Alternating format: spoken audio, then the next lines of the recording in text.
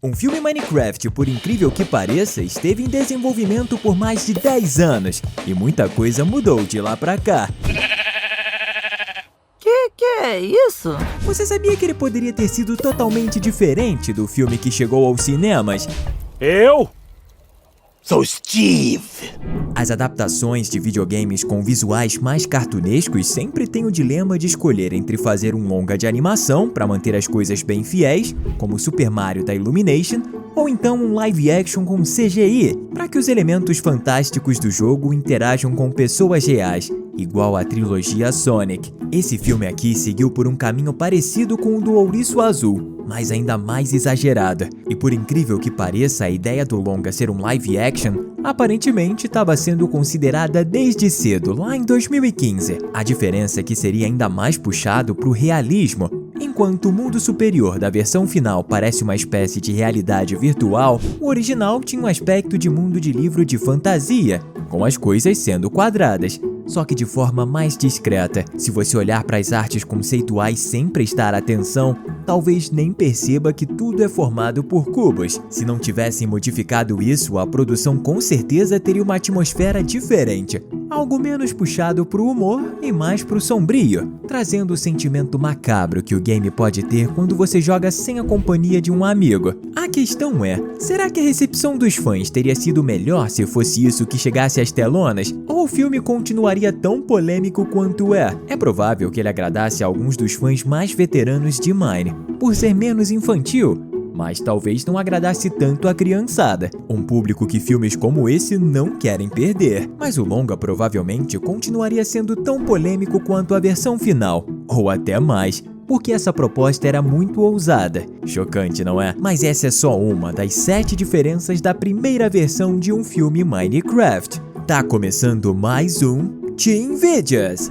Na mesma época em que a ideia era fazer o mundo superior ter aquele aspecto mais realista, os planos também envolviam fazer com que os monstros não fossem quadrados. Assim como os personagens principais da versão final, os mobs de um filme Minecraft seriam redondos. A gente sabe disso por conta das artes conceituais, que mostram que os zumbis teriam aparências humanas, e só suas cabeças seriam quadradas, mas em um estilo que fazia mais referência ao Frankenstein do que aos próprios zumbis do jogo. Algo é certo, eles iam ser bem macabros, então é de se imaginar que todos os outros mobs também teriam formas mais redondas e assustadoras do que as que a gente viu no longa. Imagina só como os Creepers e os Enderman teriam sido feitos caso a Warner tivesse seguido por esse caminho. Muitas crianças certamente ficariam traumatizadas pelo resto da vida. Os aldeões já iam ser cabeçudos desde a época, mas até eles eram bem mais humanizados, com corpos menos quadrados e roupas únicas para cada um.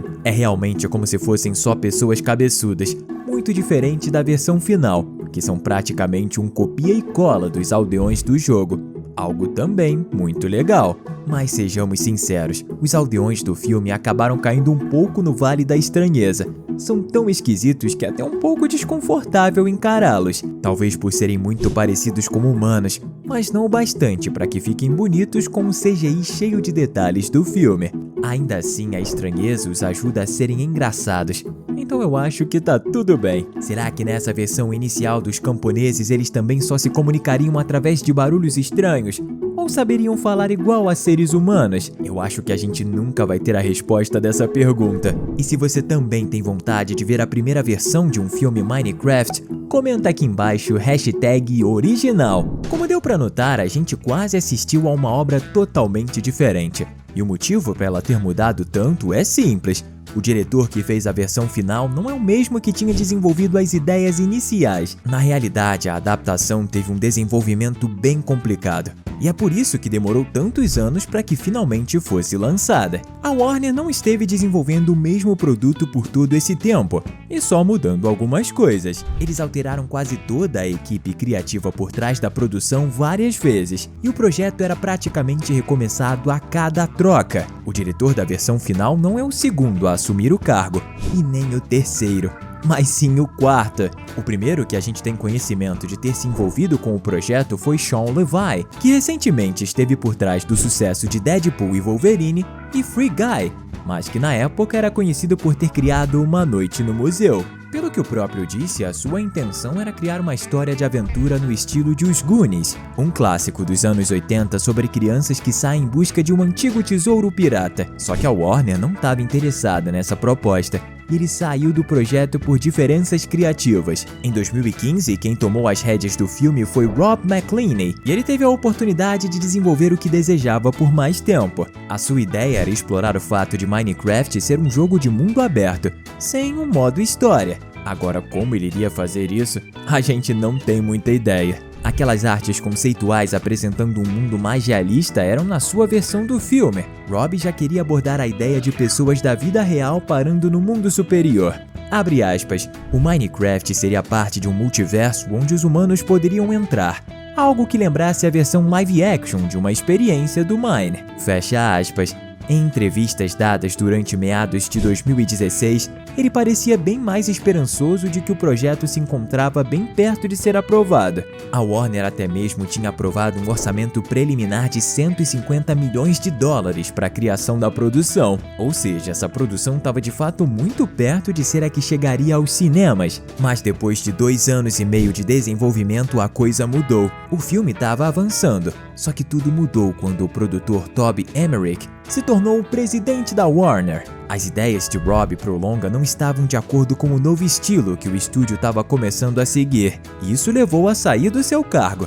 Imagina só ficar 2 anos planejando algo para isso não dar certo. Em 2019, um novo diretor foi anunciado, Peter Sollett, e ele trouxe um conceito um pouco diferente. Ele queria que o vilão principal fosse o Ender Dragon, algo que muitos fãs matariam para ver. No mesmo ano, a empresa tinha confirmado que o filme chegaria aos cinemas em 2022. O problema é que a pandemia de 2020 atrapalhou tudo e fez com que a produção fosse adiada. Quando 2022 chegou, Peter foi substituído por Jared Hess, o responsável pela versão do longa que chegou aos cinemas e fez um baita sucesso. Ele pegou algumas ideias das versões anteriores, como os personagens virem da vida real, e juntou com conceitos novos. O Jack Black certamente é a estrela do filme, ainda mais por estar no papel de Steve, só que ele não foi o primeiro ator cotado para esse personagem.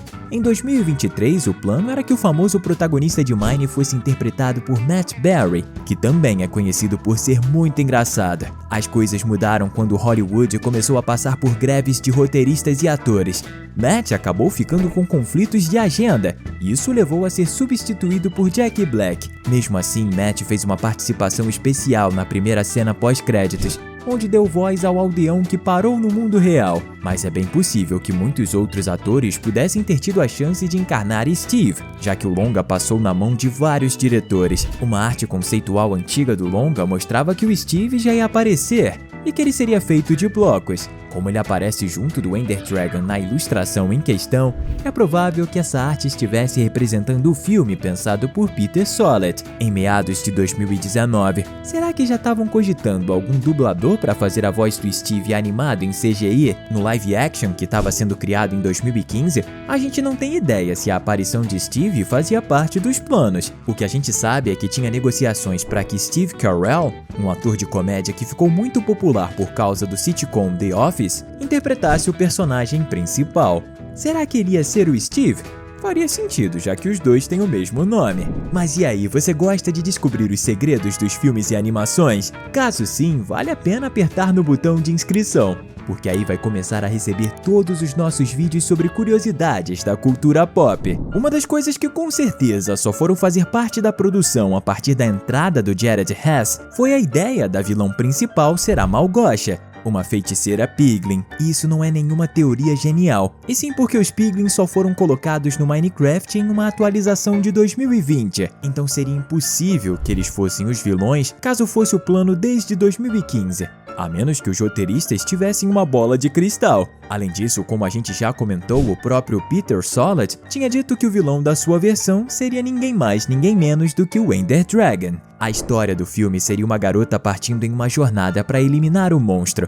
Ou seja, O que a gente veria seria muito próximo da jornada que todos os jogadores interessados em zerar Minecraft fazem. Isso poderia ter sido bem legal de assistir, ou ter ficado entediante. Os roteiristas teriam que se esforçar para fazer cada parte dessa aventura ser empolgante. De qualquer forma, a gente nunca vai saber como isso teria funcionado em tela, já que o diretor final precisou descartar totalmente o dragão para dar foco aos piglins. O motivo disso é que ele acha que uma história sobre uma pessoa indo derrotar um dragão é algo que todo mundo já viu, enquanto os piglins do Nether tinham mais a oferecer. Você concorda com esse pensamento? Ou acha que teria sido mais legal ver o Steve batalhar contra o Ender Dragon? Apesar de só ter adquirido o papel do Steve depois da saída do Matt Berry, Jack Black já ia aparecer no longa, só que interpretando outro personagem bem diferente. Ele seria um porco. É sério, não é zoeira. O papel do comediante seria de um porquinho falante, que guiaria os personagens principais pelo mundo superior. Ou seja, um alívio cômico por completo. É meio engraçado saber que ele foi disso pro Steve em pouquíssimo tempo. Foi uma alteração que aconteceu bem tarde no desenvolvimento, mas não dá pra negar que teria sido bem hilário ver um porco falante no meio de um monte de gente.